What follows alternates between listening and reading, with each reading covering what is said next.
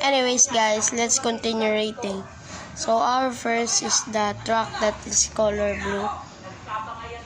It's from the Canada, and by the way, it's cool. It has back like a truck that it can move up, down, up, up, up, up, up, down, down. Our next is the truck.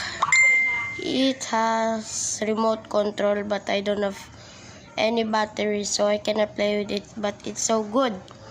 So our next is the last one. Like it's the sports car from Mustang, like color yellow. It's so good. It has sound too, like the first one and second. That's only guys. Peace out. Subscribe.